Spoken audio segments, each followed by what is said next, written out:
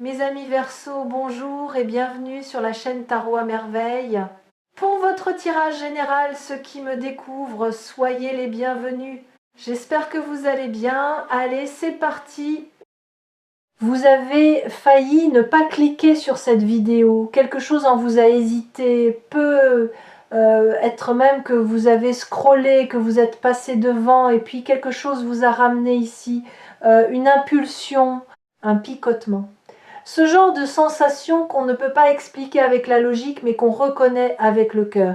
Et c'est exactement de cette sensation-là que nous allons parler. Parce que cette même impulsion, ce même picotement, c'est le signal que quelqu'un est en route vers vous. Pas quelqu'un que vous attendiez, pas quelqu'un que vous aviez prévu, quelqu'un d'impossible. Et quand je dis impossible, je ne parle pas d'une personne imaginaire ou d'un fantasme. Je parle de quelqu'un dont l'arrivée dans votre vie défie tout ce que votre mental considérait comme probable. Quelqu'un que vous aviez peu être rayé de vos possibilités. Quelqu'un dont la simple idée vous faisait sourire tristement en vous disant non, ça c'est pas pour moi. Eh bien, asseyez-vous confortablement parce que l'univers a un sens de l'humour que votre mental ne comprendra jamais. Avant de vous parler de cette personne, je dois d'abord vous parler de vous, de ce qui s'est passé en vous ces derniers temps. Parce que rien n'arrive par hasard, et surtout pas les rencontres. Une rencontre, c'est le résultat d'un alignement. Deux personnes ne se croisent pas simplement parce qu'elles empruntent le même chemin. Elles se croisent parce qu'elles ont atteint, chacune de leur côté, un point précis de leur évolution. Un point où la rencontre devient non seulement possible, mais nécessaire. Et vous, sans le savoir, vous avez atteint ce point. Repensez aux dernières semaines. Quelque chose a changé dans votre manière de vous percevoir. Ce n'est peut être pas spectaculaire. Ce n'est peut être pas un grand déclic accompagné de violon. C'est plus subtil que ça. Une lassitude qui s'est transformée en tranquillité, un besoin de plaire qui a perdu de sa force, une manière de vous regarder dans le miroir qui a légèrement, presque imperceptiblement changé, comme si, pour la première fois depuis longtemps, vous commenciez à vous voir tel que vous êtes réellement, sans le filtre de vos blessures, sans le voile de vos déceptions passées, juste vous. Et ce que vous avez vu ne vous a pas déplu. Ce glissement intérieur, aussi discret soit-il, a envoyé un signal, pas un signal que vous avez consciemment émis, un signal énergétique, comme une fréquence radio qui change de station. Et quelque part, quelqu'un a capté cette fréquence. Quelqu'un dont la propre station intérieure vient de se régler sur la même longueur d'onde que la vôtre. Cette personne ne sait peu, être pas encore pourquoi elle pense à vous, ou pourquoi quelque chose en elle se tourne dans votre direction, mais elle le sent. Comme vous sentez en ce moment que ces mots vous concernent, je voudrais que vous compreniez quelque chose de fondamental sur la nature des rencontres impossibles. Elles ne se produisent jamais quand on les cherche. Jamais. Et ce n'est pas une cruelle ironie du destin, c'est une mécanique précise. Quand vous cherchez désespérément quelqu'un, vous émettez une énergie de manque. Et le manque attire le manque. Vous attirez des personnes qui manquent elles aussi de quelque chose. Et ensemble, vous essayez de combler des vides avec d'autres vides. Ce n'est pas une rencontre, c'est un arrangement de survie. Mais quand vous cessez de chercher, quand vous commencez à habiter votre propre vie avec une forme de plénitude, même imparfaite, même fragile, quelque chose se déverrouille. Vous passez de l'énergie du besoin à l'énergie de l'accueil. Et l'accueil est magnétique. L'accueil ne court après personne. Il ouvre la porte et attend avec confiance. Il dit « Je suis entier. Et si quelqu'un vient enrichir cette entièreté, alors ce sera un miracle choisi. » Pas un pansement sur une blessure. C'est exactement l'énergie que vous dégagez en ce moment. Et c'est pour cela que cette personne impossible peut enfin se manifester. Parlons maintenant des signes. Parce que les signes sont déjà là. Vous ne les avez peu, être pas identifiés comme tels, mais ils parsèment votre quotidien depuis quelque temps. Le premier signe, c'est la nostalgie sans objet. Vous avez ressenti récemment une forme de nostalgie étrange. Pas la nostalgie d'un souvenir précis ou d'une personne en particulier. Une nostalgie diffuse, comme si votre cœur se souvenait de quelque chose qui n'a pas encore eu lieu. Comme si une partie de vous était déjà connectée à un moment futur et le regrettait par avance, tant il est beau. Cette nostalgie du futur, c'est votre âme qui perçoit ce qui arrive avant que votre mental ne puisse le conceptualiser. Le deuxième signe, c'est un changement dans vos goûts, quelque chose de très concret. Peut être que vous écoutez des musiques différentes, peut être que vous êtes attiré par des endroits que vous ne fréquentiez pas avant, peut être que vous avez soudain envie de prendre soin de vous d'une manière nouvelle, de changer un détail dans votre apparence, de réarranger un espace de votre maison. Ces changements apparemment anodins ne sont pas anodins du tout. Votre être tout entier se prépare. Il fait de la place. Il réorganise votre monde extérieur pour qu'il corresponde au monde intérieur qui est en train de naître. Et dans ce monde intérieur nouveau, il y a une place pour quelqu'un. Une place que vous n'avez pas créée volontairement. Elle s'est créée toute seule, comme une clairière qui s'ouvre au milieu d'une forêt dense. Le troisième signe est plus troublant. Ce sont les rêves. Pas nécessairement des rêves clairs avec un visage ou un nom. Plutôt des rêves de sensations. Vous vous réveillez avec l'impression d'avoir été en présence de quelqu'un. Une chaleur, une douceur, un sentiment de reconnaissance, comme quand on retrouve quelqu'un qu'on n'a pas vu depuis très longtemps et que les mots sont inutiles parce que le silence suffit. Ces rêves sont des avant-goûts, des fragments de ce qui vient. Et il y a un quatrième signe plus discret mais tout aussi révélateur. Vous avez commencé à faire le tri. Pas seulement dans vos placards ou dans votre téléphone, dans votre vie intérieure. Des pensées auxquelles vous vous accrochiez depuis des années ont commencé à perdre leur emprise. Des jugements que vous portiez sur vous-même se sont adoucis. Des souvenirs douloureux ont perdu un peu de leur charge émotionnelle, comme des orages qui s'éloignent et dont on n'entend plus que le grondement lointain. Ce tri n'est pas anodin. C'est votre être profond qui range la maison avant l'arrivée d'un invité. Pas n'importe quel invité. L'invité que votre cœur attend depuis si longtemps qu'il avait presque renoncé à l'espérer. Cinquième signe, et celui-ci est particulier, vous ressentez par moments une joie inexplicable. Une joie qui ne correspond à rien de concret dans votre quotidien. Tout va comme d'habitude, rien de spécial ne s'est produit, et pourtant, pendant quelques secondes, parfois quelques minutes, un sourire vous vient, une légèreté traverse votre poitrine, comme si votre corps savait quelque chose que votre tête ignore encore. Cette joie sans cause apparente et peut être le signe le plus beau de tous. C'est votre futur qui envoie des échos dans votre présent. C'est la preuve que quelque chose de lumineux existe déjà dans votre ligne de vie et que votre âme peut le percevoir bien avant que vos yeux ne le voient. Si vous êtes ici sur Tarot à merveille, c'est que votre intuition fonctionne déjà à plein régime. Vous captez des signaux que la plupart des gens ignorent. Et cette capacité, cette sensibilité, c'est précisément ce qui rend possible ce qui arrive.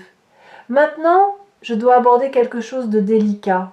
Cette personne impossible qui arrive, elle va bousculer certaines de vos croyances, pas vos croyances spirituelles ou philosophiques, vos croyances sur vous-même. Les histoires que vous vous racontez depuis des années sur ce que vous méritez, sur ce qui est réaliste, sur le genre de personne qui pourrait vouloir de vous, ces histoires, vous les avez construites à partir de vos expériences passées. Chaque déception a ajouté une brique au mur. Chaque rejet a renforcé la structure. Et aujourd'hui, ce mur vous semble aussi solide que du béton. Mais voici ce que le béton ne sait pas. Il suffit d'une seule fissure pour que tout s'effondre. Et cette personne, cette rencontre impossible, c'est la fissure. Pas une fissure destructrice, une fissure libératrice. Celle par laquelle la lumière va entrer dans un espace que vous gardiez scellé depuis trop longtemps Vous allez résister, c'est normal. Quand quelque chose de beau se présente après une longue période de privation, le premier réflexe n'est pas la joie, c'est la méfiance, c'est le doute. C'est cette petite voix qui murmure « Attention, c'est trop beau pour être vrai ». Cette voix n'est pas votre ennemie. Elle est la gardienne de vos anciennes blessures. Elle fait son travail. Elle essaie de vous protéger, mais sa protection est devenue votre prison. Et il est temps de lui dire, avec douceur, avec gratitude même, merci de m'avoir protégé. Mais je n'ai plus besoin de cette protection. Je suis prêt à recevoir. Recevoir, c'est un verbe que vous avez désappris, vous savez donner, vous savez soutenir, écouter, porter, consoler. Mais recevoir, c'est autre chose.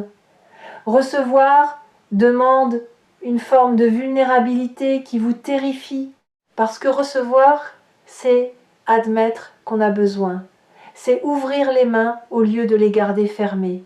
C'est accepter que quelqu'un puisse vouloir prendre soin de vous, non pas parce que vous êtes faible, mais parce que vous le méritez. Ce réapprentissage du recevoir est déjà en cours. Chaque moment où vous vous autorisez un plaisir simple, chaque fois que vous acceptez un compliment sans le minimiser, chaque instant où vous laissez quelqu'un faire quelque chose pour vous sans culpabiliser, vous entraînez ce muscle. Et il se renforce. Cette personne qui arrive va vous offrir quelque chose que vous n'avez jamais véritablement eu. Pas des cadeaux matériels, pas des promesses grandioses, quelque chose de beaucoup plus rare, de la constance. La constance, c'est l'opposé de l'intensité dramatique à laquelle vous vous êtes peu être habitué. C'est une présence régulière, fiable, pas spectaculaire mais profonde. Comme une rivière qui ne fait pas de bruit mais qui creuse la roche au fil du temps. Vous avez peu être confondu l'amour avec le spectacle, avec les montagnes russes émotionnelles, avec le feu d'artifice suivi du silence. Mais ce qui vient vers vous est différent. C'est un feu de cheminée, pas moins chaud, pas moins beau, mais durable, nourri, entretenu. Et avec cette constance viendra quelque chose d'encore plus précieux, le droit d'être ordinaire, le droit de ne pas être parfait, le droit d'avoir des jours où vous n'êtes pas drôle, pas brillant, pas inspirant, des jours où vous êtes simplement fatigué, silencieux, vulnérable, et cette personne sera là quand même, pas par obligation, pas par pitié, par choix, par un choix renouvelé chaque matin.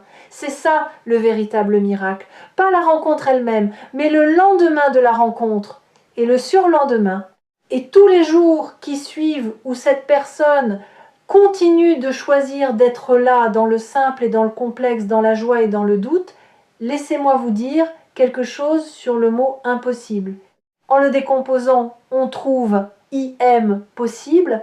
Ce qui est impossible ne l'est que dans le cadre de ce que nous connaissons déjà, mais la vie ne se limite pas à ce que nous connaissons, elle déborde constamment les frontières de notre imagination.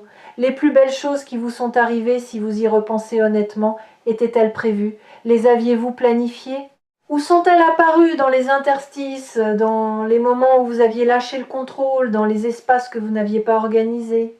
L'impossible se niche toujours là où le contrôle s'arrête. Et c'est une bonne nouvelle, parce que cela signifie que vous n'avez rien à faire pour provoquer ce qui vient. Vous n'avez pas besoin de stratégie, pas besoin de plan, pas besoin de vous rendre plus intéressant, plus attrayant, plus quoi que ce soit. Vous avez besoin d'être, simplement être, dans votre vérité, dans votre authenticité, même bancale, même imparfaite. Parce que c'est cette authenticité-là, celle qui ne triche pas, celle qui ne joue pas de rôle, qui est le véritable aimant. Il y a un phénomène que j'observe souvent et qui me fascine. Juste avant qu'une grande rencontre se produise, la vie crée ce que j'appelle un silence, un espace vide, une période où rien ne semble bouger, où vous avez l'impression d'être en suspens, pas malheureux, pas heureux, juste en attente de quelque chose que vous ne pouvez pas nommer. Si c'est ce que vous vivez en ce moment, c'est l'un des signes les plus puissants. Ce silence n'est pas un vide. c'est un espace sacré. C'est la respiration que la vie prend avant de vous offrir quelque chose de grand. Comme le silence entre deux notes de musique qui donne sa beauté à la mélodie. Ne remplissez pas ce silence avec de l'agitation, ne le comblez pas avec des distractions. Habitez-le, apprivoisez-le. Il porte en lui la promesse de ce qui vient. J'ai envie de vous confier quelque chose que peu de gens osent dire à voix haute. Le monde vous a appris que l'amour se mérite, qu'il faut être assez beau, assez intelligent, assez drôle, assez stable, assez guéri pour qu'on vous aime. Et vous avez passé des années à essayer d'atteindre ce assez, à vous polir, à lisser vos aspérités, à cacher vos fissures. Mais voilà la vérité que personne ne vous a dite.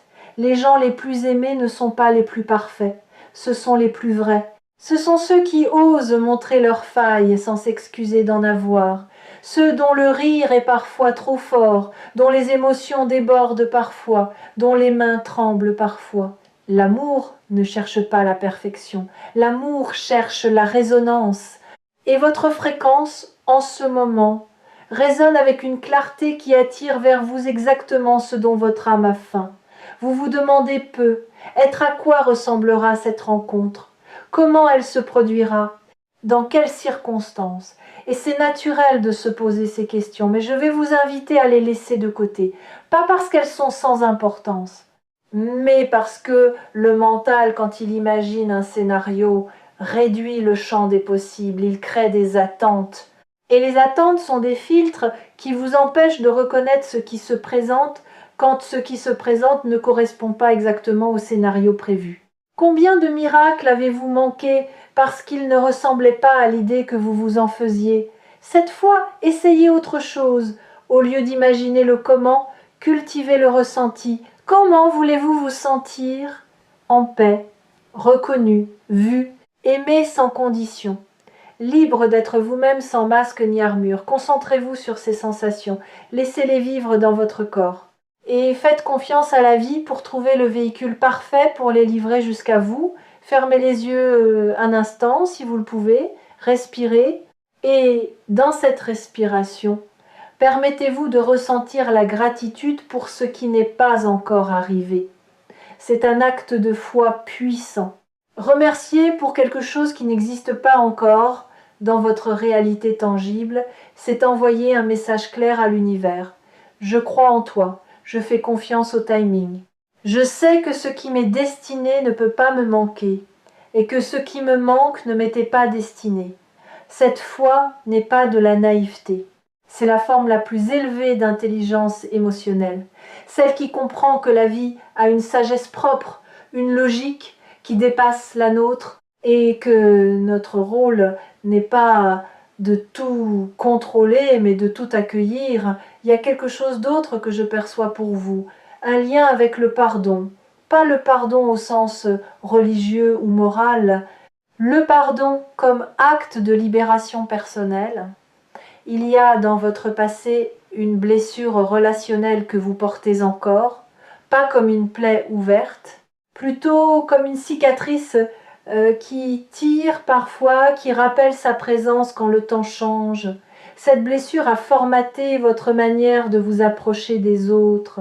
Elle a installé des mécanismes de défense si subtils que vous ne les voyez même plus. Vous les prenez pour votre personnalité alors qu'ils sont des réponses à la douleur. Pour que cette personne impossible puisse véritablement entrer dans votre vie, il faut assouplir ces mécanismes. Pas les supprimer d'un coup, les assouplir, les rendre flexibles, comme on étire un muscle raide le matin. Et la clé de cet assouplissement, c'est de reconnaître que la personne qui vous a blessé n'est pas la personne qui arrive, ce sont deux êtres distincts, deux histoires différentes, deux énergies qui n'ont rien en commun. Si vous accueillez la nouvelle personne à travers le filtre de l'ancienne blessure, vous ne verrez pas qui elle est, vous verrez un fantôme. Et on ne peut pas construire avec un fantôme. Le pardon ici n'est pas pour l'autre, il est pour vous. Il est le geste qui dit « Je refuse que mon passé dicte mon avenir. Je refuse que la douleur d'hier réduise la joie de demain. Je mérite une page blanche et je me la donne maintenant. Ce qui rend cette rencontre véritablement miraculeuse, ce n'est pas la personne elle-même, c'est ce qu'elle va déclencher en vous. Un effet miroir d'une puissance rare. Cette personne va vous montrer par sa simple présence des aspects de vous-même que vous aviez oubliés ou reniés, des qualités que vous aviez enterrées sous des couches de prudence, de la tendresse que vous aviez durcie pour vous protéger, de l'espièglerie que vous aviez étouffée pour paraître sérieux, de la passion que vous aviez mise en sourdine pour ne pas déranger. En sa présence, ces parts de vous vont refaire surface, naturellement, sans effort, comme des fleurs qui s'ouvrent quand le soleil revient. Et vous allez vous redécouvrir, vous allez vous dire « Tiens, j'avais oublié que je pouvais rire comme ça. J'avais oublié que je pouvais être aussi léger. J'avais oublié que la vie pouvait avoir ce goût-là. » Et savez-vous ce qui va se passer ensuite? Les gens autour de vous vont le remarquer. Pas parce que vous leur direz quoi que ce soit, mais parce que la lumière se voit. Quand quelqu'un retrouve une part de lui-même qu'il avait perdue, ça se lit dans ses yeux, ça s'entend dans sa voix, ça se ressent dans l'énergie qu'il dégage quand il entre dans une pièce. Certains seront heureux pour vous, d'autres seront déstabilisés, parce que votre transformation leur renvoie un miroir sur ce qu'ils n'osent pas encore faire dans leur propre vie. Ne vous laissez pas freiner par leurs réactions. Votre chemin n'a pas besoin de la permission des autres, il a besoin de votre fidélité à vous-même, à votre vérité, à ce mouvement intérieur qui vous pousse vers l'avant même quand le monde vous invite à rester sur place. Ce n'est pas cette personne qui vous rendra heureux, c'est la version de vous qu'elle éveille qui porte ce bonheur. La nuance est essentielle. Le bonheur ne vient jamais de l'extérieur. Il vient de l'intérieur et parfois il a besoin d'un catalyseur pour se manifester. Cette personne est le catalyseur, mais la matière première, c'est vous. C'est toujours vous. Si vous êtes fidèle au message de Tarot à merveille, vous avez compris depuis longtemps que la vie n'est pas une série d'événements aléatoires, c'est une conversation. Un dialogue permanent entre votre monde intérieur et le monde extérieur. Et ce que vous vivez en ce moment, cette anticipation, cette sensation que quelque chose approche, fait partie de cette conversation. L'univers vous murmure quelque chose. Et votre seul travail, votre unique responsabilité, c'est de rester assez silencieux pour entendre. Dans les temps qui viennent, voici ce que je vous invite à faire. Pas une liste de tâches, pas une méthode en 5 étapes, juste une intention, l'intention de rester ouvert. Quand une opportunité se présente, même petite, même insignifiante en apparence, dites oui. Quand quelqu'un vous tend la main, prenez-la. Quand votre intuition vous pousse vers un lieu, une activité, une conversation, suivez-la sans demander pourquoi. Parce que les miracles ne sonnent pas à la porte avec une pancarte. Ils se glissent dans les détails, dans les marges, dans les moments que vous auriez pu ignorer si vous n'étiez pas attentif. Cette personne impossible va peu apparaître là où vous ne l'attendez pas. Dans un contexte que vous n'aviez pas envisagé, sous une forme que vous n'aviez pas imaginée. Et c'est justement parce qu'elle échappe à vos projections qu'elle est un miracle. Un miracle, par définition, c'est ce qui dépasse notre entendement. Si vous pouviez le prévoir, ce ne serait plus un miracle, ce serait un plan. Et les plans, aussi bien construits soient-ils, ne rivalisent jamais avec la créativité de l'univers. Je veux terminer avec une image. Imaginez que votre vie est un jardin. Pendant longtemps, vous avez planté des graines et certaines n'ont jamais germé. Vous avez arrosé, attendu, espéré. Et le sol restait vide. Vous avez fini par croire que votre terre n'était pas fertile, que quelque chose en vous empêchait les choses de pousser. Mais ce que vous ne voyez pas, c'est que sous la surface, dans l'obscurité de la terre, les racines se formaient lentement, patiemment, sans bruit.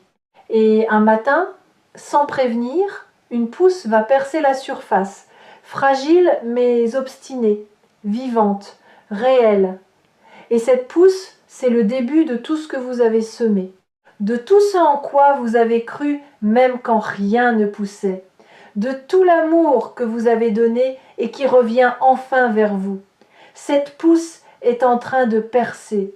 En ce moment même, merci d'avoir écouté jusqu'ici. Merci de votre confiance. Merci de votre présence. Vous êtes plus proche que vous ne le croyez de ce que votre cœur désire le plus. Alors ne lâchez pas.